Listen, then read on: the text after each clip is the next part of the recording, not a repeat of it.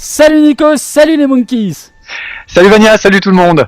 Alors voilà, on est de retour pour l'épisode numéro 10 de Star Trek Discovery. Avec un titre d'épisode qui résume toute la saison, l'Ange Rouge. Et in English, c'est comment? In English, The Road Angel. C'est le mec qui invente. The Red Angel. Non, je ne sais pas. Bon, peu importe. Ok, t'as voulu me foutre dans la merde? Ouais, je sais. C'est ça va mal moche. se passer, ça, mec. C'est moche. Eh ben, tu sais quoi? Je vais aller voir sur Wikipédia. Ah, monsieur. Eh ben oui, c'est ça. The Red Angel. Je me suis pas trompé, mec. Pas mal. Ouais, je Pas mal. suis bilingue. Et tiens ta gueule. Un Bon. polyglotte. Alors, donc, épisode avec plein de révélations. Ouais. Voilà, donc gros épisode qui va mettre, je pense, pour les 3 derniers, un stress de dingue. Alors, Carrément. mec, j'ai lu sur les réseaux sociaux, sur les forums, les fans sont pas contents. Mais pas contents. Non. Donc, C'est ils trouvent qu'il y a hallucinant. plein d'incohérences à cause, comment dire, des retours temporels et compagnie. Burnham, elle en prend encore plein la gueule parce qu'il trouve que justement à chaque épisode, elle est en pleurs, que ça tourne tout autour d'elle et que c'est complètement couillon. Que Tilly, elle est chiante à mourir parce qu'à chaque fois, quand elle parle, elle hésite tout le temps, elle revient sur ses phrases et ça devient un truc un peu comico à la con.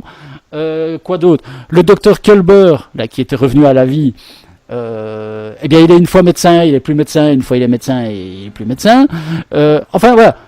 Apparemment, autant ils avaient apprécié l'épisode précédent, autant ici ils ont tiré à boulet rouge dessus, quoi. Hein. Bang, bang, bang, bang, bang. Donc truc de fou. Incompréhensible. Alors moi là, je comprends Voilà. pas quoi. Franchement, Donc, on va faire nos vidéos sans prendre en compte les critiques une fois. les critiques une fois. Et Nico, qu'est-ce que t'as pensé de cet épisode? Je t'écoute. Eh ben moi alors, je suis encore à contre-courant de tous les mecs qu'on chié dessus quoi, apparemment, parce que moi j'ai vraiment beaucoup aimé cet épisode quoi. Il est vraiment très riche. Il y a il y a de la révélation en pagaille. Il y a un moment de tension où tu te demandes si le personnage principal il va pas mourir. Non, bon, c'est super quoi. Je te parle pas comme d'habitude graphie, Ouais, on va toujours dire la spéciaux, même des chose fois là-dessus. on revient là-dessus, mais c'est toujours au top, c'est toujours aussi bien fait. Il y a un jeu d'acteur qui est vraiment génial. Il y a un petit peu d'humour. Il y a Saru qui commence à porter de plus en plus, je trouve, ses couilles dans une scène. Ça j'ai vraiment adoré. Je sais pas si tu te souviens avec un des personnages. Il y a une interaction avec tous les personnages que moi j'ai beaucoup aimé à nouveau quoi. Et je comprends pas ce qu'on peut reprocher à cet épisode. Ouais, bah écoute, Franchement, moi je suis un peu comme toi déjà. Alors, dès le début de l'épisode, j'ai kiffé, entre guillemets, l'enterrement de l'androïde. ouais, très émouvant déjà. Voilà. Alors, Bien de fait. nouveau, voilà, comme tu dis, Ouais. visuellement, cette scène, elle est terrible. On sent, alors là, ceux qui critiquent justement la fête d'équipage, enfin le fait d'équipage du vaisseau, là, on le sent vraiment. On sent que tout le monde est sur le pont. Ils n'ont pas hésité de mettre, je veux dire, quasi tout l'équipage du Discovery. Ouais. Il y a une interaction sur chaque personnage. On sent la tristesse de tout le monde. Enfin, franchement, c'est une très belle scène. Déjà, tu franchement. commences très fort l'épisode, je trouve. Voilà. Non là, il y a rien à dire. Franchement. Ouais, ok. ouais. La L'ambiance, chanson de Saru, quand il se met à chanter et que tu vois la capsule partir et tout, voilà, c'est super. Ouais. Non, émouvant. c'est très bien fait, très bien filmé, impeccable quoi. Il y a rien à dire. Quoi. Ah, tu me fais plaisir, on est d'accord. Non, là, faudrait mais être quand même vraiment. assez, ouais. Non, Ouais. puis après, c'est bon, après, tu t'aperçois qu'à nouveau le Discovery, il collabore avec la section 31, parce qu'il décide de capturer l'ange. Et là, tu dis, là, ça va bouger, quoi. Alors, quelle scène pour capturer l'ange. Ouais. Je te parle même pas des moyens techniques qu'ils utilisent, le décor est vraiment génial, les ambiances vraiment à la Star Trek, mais vraiment avec comme tu dis, des effets de flares, comme tu avais dit la dernière fois, moi j'ai adoré. Et puis quand l'ange apparaît, t'es scotché sur ton siège parce que tu vois quand même Burnham qui est quand même en train de crever quand même. Ouais. Et tu vois que t'as l'impression que, tu sais, t'as un moment, t'as même une scène où t'as Spock qui prend tout le monde limite en otage en disant non, ouais, vous il n'intervenez prend. pas. Putain, c'est un truc de fou quoi, je veux dire. Oui, parce que en fait, t'as 4. Je dirais que t'as presque 4 scènes différentes. T'as de l'empathie pour Burnham qui est en train de claquer. Voilà. T'as Spock qui prend en otage les autres, qui au final veulent arrêter Stamets et tout ça, ils veulent arrêter, ils veulent sauver Burnham. Et t'as ceux qui sont sur le Discovery, avec la section 31 et tout, qui eux... Les Landes aussi, voilà. Ouais, les Landes et tout ça, qui au final, eux aussi ils ont ont la leur mission. opinion. Bah, en fait, la vie de Burnham, elle dépend d'eux aussi, parce qu'il faut pas qu'ils se loupent, parce qu'ils ont droit qu'à un essai avec cette fameuse capture d'ange dans une espèce de cage quantique, d'énergie, tout ça, pour choper ce voyageur temporel. Et là, tu sens qu'il y a une tension, quoi. Et moi, franchement, j'étais sur mon siège quand je voyais Burnham. Michael, elle commençait à se décrépir de partout, tu sais, elle gueulait, ça. Tu vois Spock qui est hyper froid parce qu'il dit non, il faut aller jusqu'au bout et tout. Et au moment où ils arrivent enfin à capturer l'ange, je te dis, ouf, ça y est, il referme tout, l'oxygène arrive, et là, mec, t'as une révélation de dingue.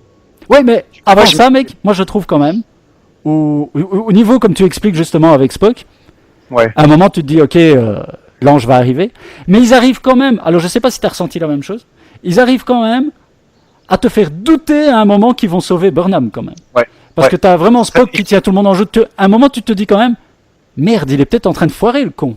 C'est ça. Non, mais non, tu vois, parce que justement, c'était trop Ah. facile. Tu te dis, ok, il prend en otage, ok, il va être sauvé. Mais ils vont jusqu'au bout du truc, jusqu'au moment où toi, tu te dis quand même, ah non, putain, il va foirer, quoi, en fait. Mais moi, j'avais confiance parce qu'avec la scène qu'ils ont eue avant, tu sais, quand Burnham, elle se défoule un petit peu, quand elle a. Parce qu'en fait, la révélation, on le dit, les gens ont vu l'épisode, de toute façon, on tease de toute façon. En fait, l'ange rouge, c'est Burnham. Et celle, la voyageuse, dans une autre dimension, quoi, en fait, si j'ai bien compris le truc. Ouais. Et en fait, Spock, enfin, quand elle apprend ça, elle pète un plomb, parce qu'il y a d'autres révélations exactement. Et il y a un moment, elle est dans une espèce de tu sais, de truc à taper dans un sac, tu sais, tout ça. T'as Spock qui arrive, et là, tu sens quand même un rapprochement entre les deux personnages.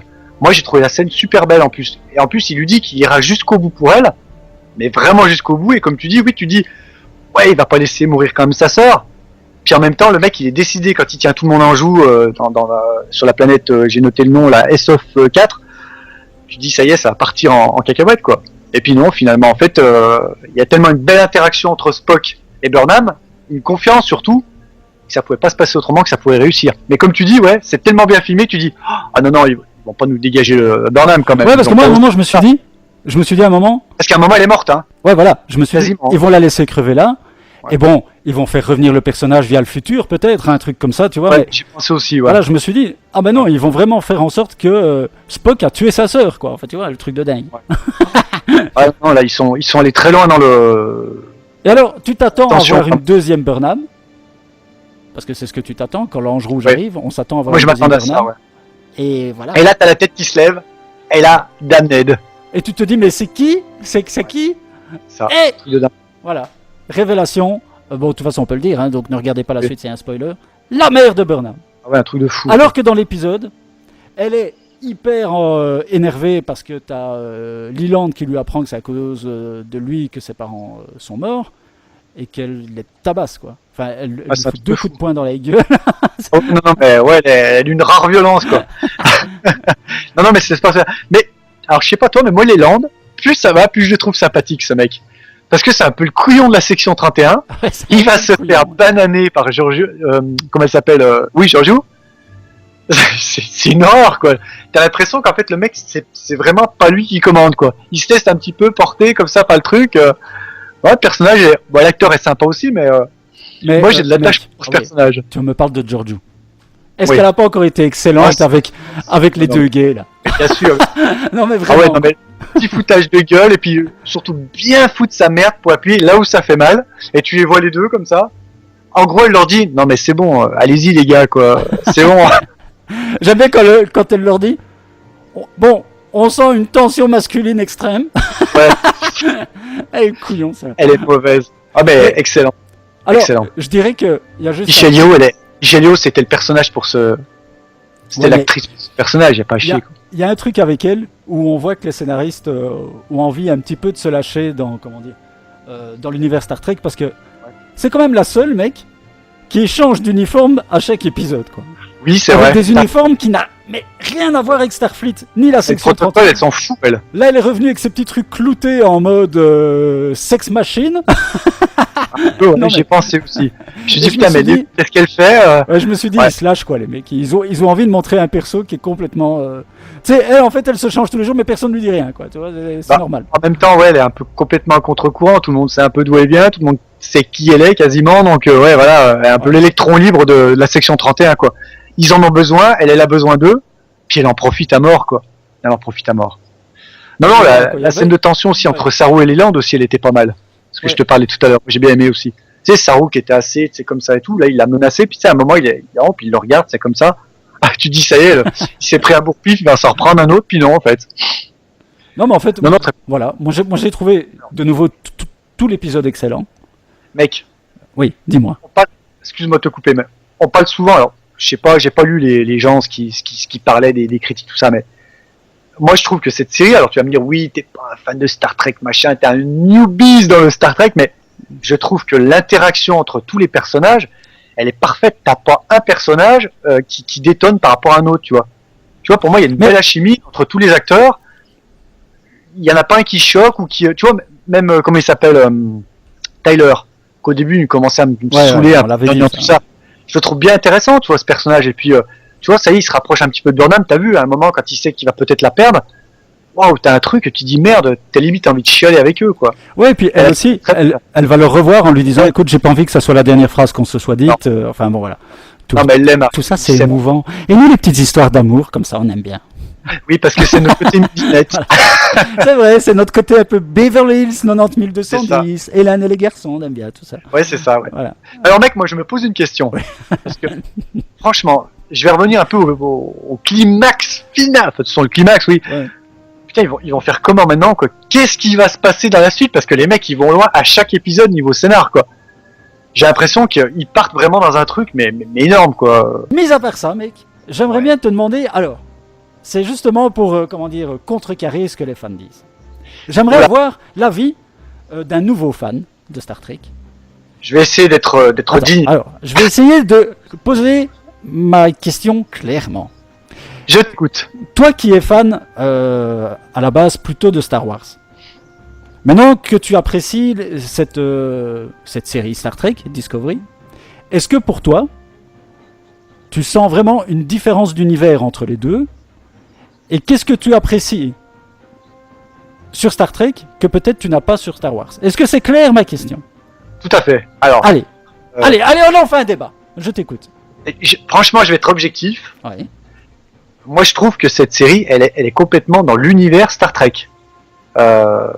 Comme tu dis, j'ai vu beaucoup d'épisodes de la Star Trek classique, l'original, génération un petit peu, très peu des autres séries, mais je trouve qu'elles se font à merveille dans l'univers Star Trek. Je vois pas ce qu'on peut lui reprocher. Ça accroche à tous les, je sais pas, t'as tous les éléments Star Trek, pas seulement comme on dit les bruitages, les machins, ou alors un personnage ou un machin. Je trouve qu'elle est vraiment ancrée dans l'univers, quoi. Je sais pas, je vois pas ce que. Donc je vais dire, quoi. Pour toi, voilà. Elle est parfaitement, c'est une série pour moi Star Trek, quoi. Voilà, pour quelqu'un qui n'est peut-être pas fan hardcore mais qui apprécie Star Trek, pour toi tu te retrouves dedans en fait. Moi je me retrouve dedans. Voilà, bah oui. Bah écoute, alors voilà, c'est ça moi que je comprends pas. Moi par exemple qui suis plus fan que toi, qui ai tout vu, qui a lu même des romans et compagnie. C'est ça. Mais je suis pas, enfin comment dire. Enfin, tu m'entends à chaque vidéo, je mens pas quand je fais les vidéos. Non, mais c'est ça. Je vois pas l'intérêt. Je trouve ça génial, quoi. Enfin, voilà. Voilà, puis Star Trek, on dit, c'est un peu la base de la science-fiction de la télévision. Tu sais, il y a un épisode où on avait dit, ça ressemble à du Stargate. Tu sais, l'épisode de descente sur la planète, tout ça. Mais Stargate, c'est influencé à mort de Star Trek, quoi. Je veux dire, c'est vraiment. Alors, c'est bien que tu dises ça, mec. Ouais. Parce que je vais faire un petit coup de gueule sur Stargate et Star Trek. Hein, je vais faire chier les Stargaters. Ah, j'ai bien fait de lancer ça, alors. Non, je suis désolé, je vais faire chier un peu les Stargaters. Voilà, ouais. Alors tu sais, il y a eu à un moment cette petite compétition, quelle est la série de science-fiction la plus longue? Outre le Doctor Who, hein, on parle vraiment des séries américaines. Là, c'est longévité, Voilà, c'est ça. Donc, certains disaient, ouais, Stargate... Et un jour, j'ai eu une conversation avec un fan de Stargate, et je lui dis, ouais mec, mais je suis désolé, j'aime beaucoup Stargate, mais toutes les séries qu'ils ont fait, ils ont pris à chaque fois les thèmes de base de Star Trek. Alors, je vais aller dans le Star Trek, le Stargate, on va dire aussi classique, avec Richard Dean Anderson et compagnie. On est dans du Star Trek classique ou dans la nouvelle génération. Voilà. On va découvrir des planètes, on a des trucs, et voilà. Ils avaient des ennemis qui étaient fort ressemblants, par exemple aux Borg, tu sais, les petites bestioles là. Voilà. Les réplicateurs, ouais. Voilà, les réplicateurs, exactement. Donc, il y avait plein de choses qui étaient du Star Trek Next Gen, déjà. Après, ils ont fait Stargate Atlantis, Ouais. qui était sur une base et compagnie. Eh ben, ça, je suis désolé, c'était du Star Trek Deep Space Nine. Deep Space Nine était sur une base et qui avait des interactions avec la série d'origine et compagnie. Donc, c'était pareil. Ensuite, ils ont fait Stargate, c'était quoi le dernier avec le vaisseau qui était perdu là, au fin fond de la galaxie. Là. Oui, je vois la dernière. Merde, j'ai mangé le. Oui, enfin bon, soit. La dernière. Ouais. Eh ben, celle-là, elle était copiée de Star Trek Voyager. Voyager, vaisseau perdu aux confins abandonnés de la galaxie. Donc, en fait, déjà, comme tu dis, plein de choses ont copié. Stargate, qui est une franchise de dingue, ça. que j'adore, hein, c'est pas le souci, mais ils ont quand même pompé les thèmes de base de chaque série Star Trek. Je suis désolé. Je suis désolé, les fans de Stargate, vous êtes que des plagieurs. Non, mais voilà. N'hésitez pas à mettre les petits pouces bleus. Ouais, non, mais c'est voilà, genre c'est vrai, j'en peux rien. Non, mais c'est vrai. C'est vrai, non, je te rejoins sur ce coup-là, ouais. Bon, ça c'était la petite parenthèse Stargate. Petit coup de gueule. Ouais, un petit coup de gueule comme ça. J'ai bien fait de soulever cette question. Ouais. Donc voilà, moi ce que je trouve sympa, c'est que toi, voilà, t'es un fan, on va dire amateur. Moi, je suis peut-être un peu plus hardcore, et pourtant tous les deux on kiffe la série. Alors, je me demande parfois quand je lis les réactions un peu partout, est-ce que c'est moi qui suis anormal et qui comprends rien à Star Trek de nouveau, ou alors je suis un peu plus ouvert à la réinterprétation. Donc voilà, je ne sais pas. Est-ce que peut-être, alors, moi, comme tu dis, que je suis pas le fan hardcore, est-ce que ce qui gêne un peu les gens avec Discovery, c'est que la série est un peu plus, on va dire, cool. C'est-à-dire que les personnages sont moins figés, moins dans la, tu vois, l'espèce de carcan Starfleet où il faut respecter, il faut machin, tout ça. Là, ils sont un peu à la cool. Ouais. Pike, c'est vraiment le mec vraiment sympa. Burnham, bah voilà, elle est même si elle est pas très souriante non plus, elle montre pas beaucoup ses émotions. Voilà. Mais tous les Tilly par exemple, c'est pareil. C'est vraiment le personnage qui dynamite plein de séquences à des moments qui sont un petit peu lourdes. Il y a besoin de personnages comme ça. Mais en plus, ce que je comprends pas avec Tilly, c'est ce qui lui reproche, c'est ce que Star Trek a fait dans les quasi 3 dernières séries, c'est de mettre un élément comique. Alors on a eu Quark, on a eu à chaque série, on a eu le comique de service. Donc voilà. Même le docteur McCoy, quand il envoyait des fions à Spock dans la série classique, c'était drôle, ça tombait, des fois ça tombait de situation aussi, quoi. Je pense aussi ce qui dérange les fans, c'est qu'ils ont mis la série dans une timeline juste avant justement la classique et compagnie. Ouais. Et donc pour eux visuellement ça les choque. Certains détails, tu sais, ils sont à la recherche de la cohérence et la petite virgule à droite à gauche. Et donc voilà, c'est peut-être le tort qu'a eu Discovery. Peut-être que Discovery aurait dû essayer de se démarquer de cette timeline-là et être loin dans le futur, ou je sais pas, mais c'est ça qui gêne les fans hardcore en fait, je pense. C'est qu'on touche un petit peu, tu sais, à leur à leur vérité canonique de Star Trek, tu vois. Qu'est-ce que ça va être quand ils vont mettre un Jar Jar Binks dans Discovery? Non mais voilà. Bon, mec, reprenons un peu sur la scène finale avec l'apparition de la mère de Burnham. Ouais. Mais là, on est quand même dans un truc de fou. Bah oui, parce que moi je m'y attendais pas. C'est les parents de Burnham qui sont dans la section 31 et c'est eux qui ont inventé la combinaison pour voyager dans le temps. C'est sa mère qui débarque. Donc potentiellement son père il est vivant aussi. Et oui, aussi. Et je me souviens que tu avais raison là. T'as vu, hein, quand tu as raison, je le dis aussi. Tu avais raison la semaine passée en disant que tu étais convaincu que les Klingons allaient réentrer dans l'histoire. Ouais. Bon, on les a pas vus. Non. Mais ils disent quand même que les Klingons avaient commencé à créer le voyage dans le temps avec aussi un appareillage et compagnie. Et que la section 31 a voulu les doubler en devançant avec les parents de Burnham et compagnie. Donc tu vois, on voit aussi, ce que je trouve très chouette, c'est cette, comme il y a dans toutes les guerres, hein, comme on a vu en 40-45 et tout ça, les peuples ennemis qui essayent de se dépasser dans des, dans des armes secrètes un peu, tu vois. Dans la technologie, exactement. Ouais, et qui fait finalement, c'est malheureux à dire, mais avancer parfois l'humanité, bizarrement. Voilà. Oui. Bah, les V2 ont emmené Armstrong sur la Lune. Alors c'était des armes de mort. Voilà, c'est ça. Donc, non mais ça va être intéressant. Moi je suis très impatient de voir le prochain épisode. Parce que là je sais pas où c'est qui nous emmène, mais là on monte dans des... c'est très bon. C'était très bon. Ouais. Bon. Et je suis impatient de revoir les Klingons aussi. Parce que je gueulais, parce qu'au bout d'un moment c'était chiant de les entendre parler. Mais il me manque un peu, on les voit pas assez dans cette saison, je trouve. Oui, mais à mon avis ils vont revenir. De toute façon, ils seront obligés de revenir puisqu'il y a Tyler. Il y a un moment donné, il va se passer un truc avec lui parce que sinon... Bah, moi je suis curieux de savoir comment... je sais pas l'interaction maintenant qu'il va y avoir avec... entre Burnham et sa mère. Et puis quand les autres ils vont l'apprendre, quoi. Ça va être un...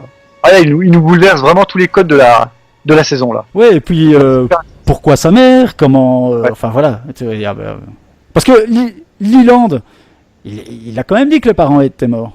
C'est ça. Donc tu vois, en fait, c'est des boucles temporelles qui à chaque fois ont changé le cours de l'histoire apparemment. C'est ça. Donc c'est assez spécial. Bon. Encore une fois, Leland, c'est le couillon. Voilà. Alors, c'est sûr. Tu crois pas que Georgie est au courant? Bah, je sais pas. Tu crois? Ouais. Ah, les petites, ouais. Je le sens bien. Parce qu'elle fait trop de petites allusions comme ça à Burnham. Tu sais, elle la suit, elle la protège, machin et tout. Allez. Ouais, c'est ça. Elle la protège. Et t'as vu que parfois elle la regarde aussi bizarrement toujours. Ouais. On dirait qu'en fait ils font presque un duo maintenant. Enfin, tu vois? Ouais, c'est ça. Quand ils se croisent, ils ont des non-dits, des trucs. Elle, on voit toujours qu'elle la regarde un petit peu bizarrement, comme si elle a envie de lui dire quelque chose, mais qu'elle lui dit pas. Ouais, c'est vrai. Bien vu. Ouais, je sais. Mais je me tréquifie. L'œil du tigre. Bon. Ok, bah écoute, globalement, moi j'ai rien à...